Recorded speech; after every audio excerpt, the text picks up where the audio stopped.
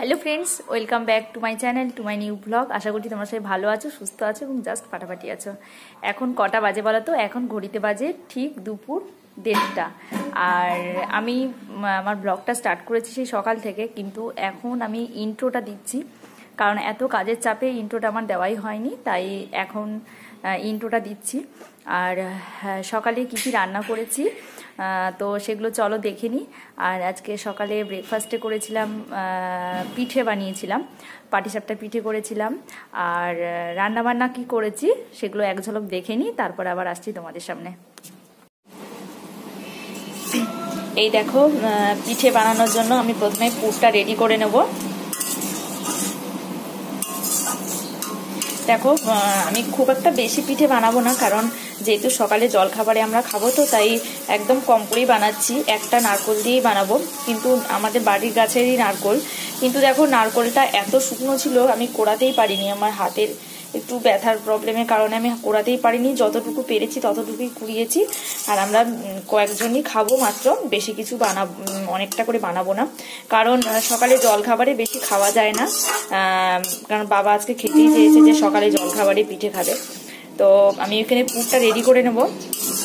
আর যেহেতু আমি ক্ষীর দিয়ে বানাবো, তাই এই জন্য দেখো এই পাশে আমি দুধটা ঘন করতে দিয়ে দিয়েছি। দুধটা আমার প্রায় অনেকটাই ঘন হয়ে এসছে, আর একটু থকথকে হবে, তারপরে আমি দুধটা নামিয়ে দেবো।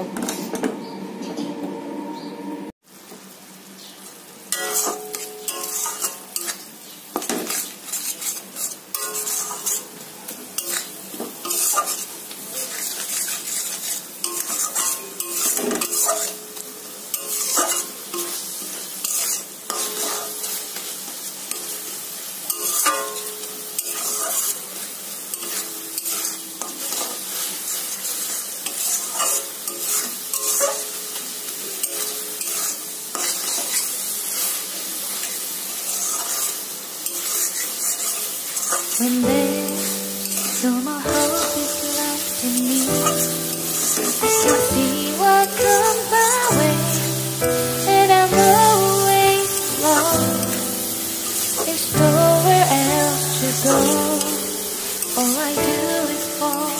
Feels like I can make it more than I could bear. Giving up is all that I can surrender to you.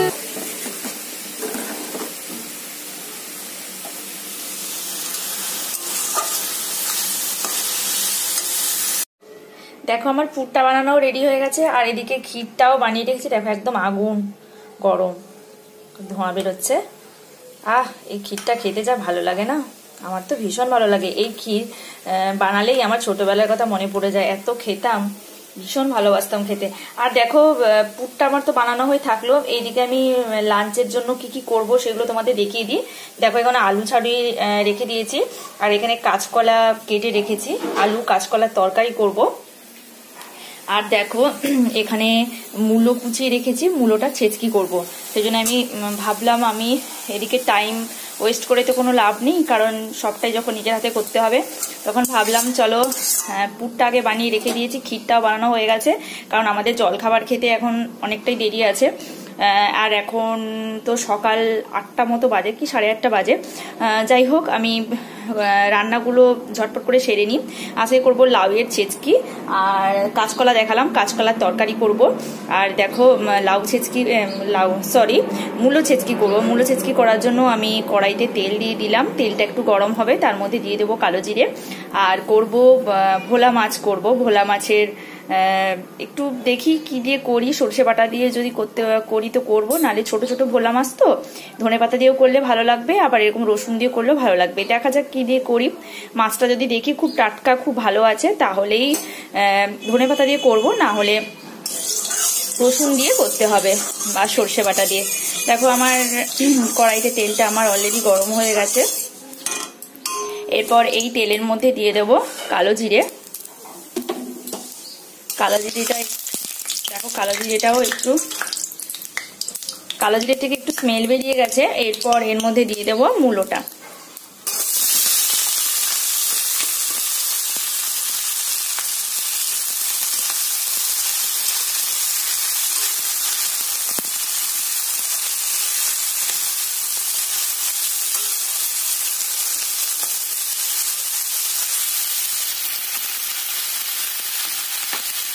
এরপর দিয়ে দেবো লবণ,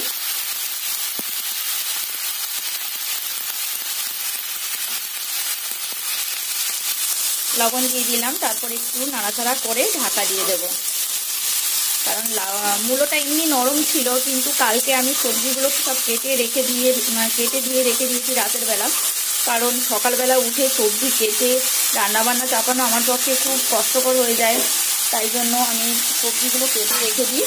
তারপর দেখো ঢাকা দিয়ে দিলাম, গ্যাসটা একটু ধিমে করে দিলাম। দেখো এদিকে আমি আরেকটা কড়াই চাপিয়ে দিয়েছি এবং আলু কাঁচকলার তরকারিটা আমি করে নেব। দেখো কাঁচকলাগুলো আগে আমি ভেজে নিই।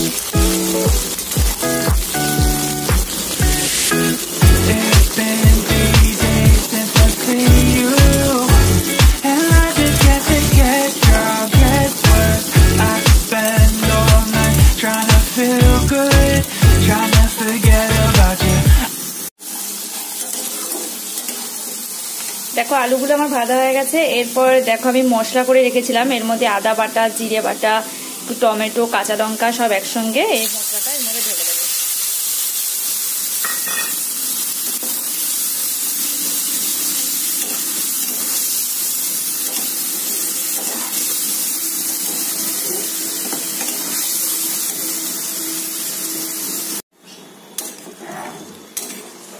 দেখো আলু কাঁচকলার তরকারি আমার গামাখা হয়ে গেছে। এরপর একটু শুধু গরম মশলা দিয়ে নামিয়ে দেব। সামান্য একটু গরম মশলা দিয়ে দিলাম, মাখাই করেছি, এটা খেতে কিন্তু দারুণ লাগে। আর দেখো এদিকে আমার মূলোর ছেচকিটাও আমার রেডি হয়ে গেছে। গ্যাসটা আমি বন্ধ করে দিয়েছি, নামানোর আগে একটুখানি ধনেপাতা দিয়েছি। দেখো ব্যাটারটা আমি রেডি করে নিয়েছি। এর মধ্যে আমি দিয়েছি চালের গুঁড়ো, ময়দা, সুজি, সামান্য একটু লিকুইড দুধ আর একটু লবণ। যেহেতু আমার ভিডিওটা অনেকটাই বড় হয়ে গেছে, তাই ব্যাটারটা মাখানো আর দেখাতে পারলাম না, তোমাদের সাথে শেয়ার করতে পারলাম না। যাই হোক, এখানে আমি চাটুটাও গরম করে নিয়েছি। দেখো চাটুকে আমি তেল ব্রাশ করে দিচ্ছি। তেল ব্রাশ করে এই ব্যাটারটা আমি 2 হাতা করে দিয়ে দেবো।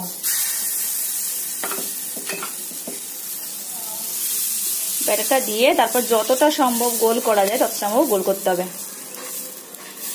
যেহেতু আমি এক হাতে ক্যামেরা ধরেছি আর এক হাতে আমি এটা বানাচ্ছি, তাই আমার একটু প্রবলেম হচ্ছে। জানি না কতটা তোমরা দেখতে পাচ্ছ বা কতটা পাচ্ছ না। যাই হোক, আমি আস্তে আস্তে করার চেষ্টা করছি, কারণ আমার মোবাইল ফোনের স্ট্যান্ড নেই, তাই আমি হাতে ক্যামেরা ধরেই আমি করছি। দেখো এটা মোটামুটি আমার পাতলা হয়ে গেছে। দেখো মোটামুটি গোলও হয়ে গেছে। এরপর এটাকে আমি উল্টিয়ে দেব। এই পাটিসাপটা পিঠা করার একটাই মেন যেটা, সেটা হচ্ছে পিঠেটা যদি নিচে না লেগে যায় না, তাহলে পিঠে করার আনন্দটাই আলাদা। আর যদি নিচে লেগে পড়ে তাহলে পিঠে করার মজাটাই যেন চলে যায়। আমার তো তাই মনে হয়, জানি না তোমাদের কাছে কি মনে হয়। তো এইটা যাই হোক, ঠাকুর ঠাকুর করে আমার মোটামুটি উঠে গেছে পিঠেটা। এরপর 2 পিঠ ভালো করে আমি একটু ফ্রাই করে নেব, একটু সাদা তেল ব্রাশ করে আমি এটা বেশ ভেজে নেব।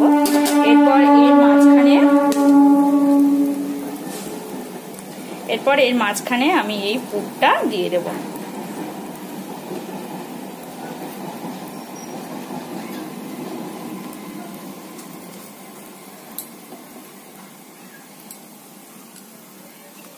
আর যেহেতু আমি ক্যামেরাটা হাতে ধরছি তাই ফোল্ড করাটা তোমাদের আর দেখাতে পারছি না। তোমরা যখন ডিমের অমলেট হয় তো চেষ্টা করছি যদি পারি এক হাতে। হ্যাঁ, মোটামুটি আমার ফোল্ড হয়ে যাচ্ছে। 2 হাত লাগানোর, হ্যাঁ হয়েই গেছে আমার, 2 হাত লাগাতে হলো না, একটা হাতেই করে নিয়েছি তোমাদের দেখানোর জন্য। দেখো, ঠিক ডিমের অমলেট যেমন আমরা ফোল্ড করি ঠিক সেরকম করে আমি মুড়ে নিয়েছি। এইভাবে প্রতি কটা পিঠে আমি একটা একটা করে ভেজে নেব। দেখো, পিঠেগুলো আমার সব বানানো হয়ে গেছে, আমি প্লেটের মধ্যে সাজিয়ে নিয়েছি। এরপর এই ক্ষীরগুলো এর মধ্যে সব দিয়ে দেবো।